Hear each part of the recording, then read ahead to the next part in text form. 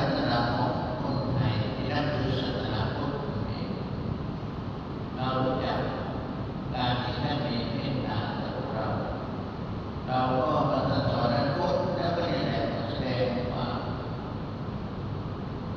ออกสู่ความกตัญญูกตเวทีต่อกันถ้าเราไม่ทำอย่างนี้ต่อไปบรรดาลูกหลานญาติเราก็จะไม่มีความรู้สึกว่าเมื่อคนที่เป็นญาติผู้ใหญ่ก็ดีเป็นพ่อเป็นแม่ก็ดีลูกบ้านน้าอาปู่ย่าตายายก็ดีถ้าเป็นอย่างนี้ต้องทำอย่างนี้ทั้งหมดแสดงออกว่าถ้าไม่มีท่านเราก็เกิดไม่ได้ให้คนรุ่นหลังได้ทำตามตามเหตุตามปัจจัยตามความสามารถของเราเนาะแล้ววันนี้ก็มีของที่มีข้าวกล่องมาเลี้ยงหน่อยหนึ่งว่า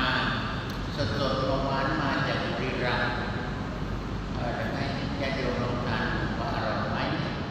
ปลาสดๆทอดแล้วก็มีกาแฟติ่มขนมยูโรทานให้เต็มความสามารถที่จะทานได้เดี๋ยวจะว่ามาแล้วส่วนแล้วไม่อิ่มไม่ได้ต้องให้อิ่มกลับไปเพราะว่าที่วัดสวนให้ทานแต่ตอนเป็นเนี่ยตายไม่ให้ทานที่เป็นนี้เพราะอะไรเพราะโยมแม่อาตมาสั่งว่าพระถ้าฉันตายไม่ต้องไหว้นะฉันไม่กินแล้วฉันกินตอนเป็นตายไม่ปากที่จะกินเนี่ยแมวหมาทำให้สกปรกอาตมาก็เลยไม่ได้ให้ทานไม่ให้กินไม่ไหว้ไม่อะไรทั้งหมดก็ได้เป็นแบบอย่างที่เขาสงสัยกันก็เลยบอกเอาจะไหว้ทำไมแล้วบอกคนตายเขาบอกเขาไม่กินให้กินแต่ตอนเป็นแต่ตอนเป็นเต็มความสามารถของทุกวันจะทานอะไรก็บอกมาแล้วของไปให้ก็ต่อไปก็อยู่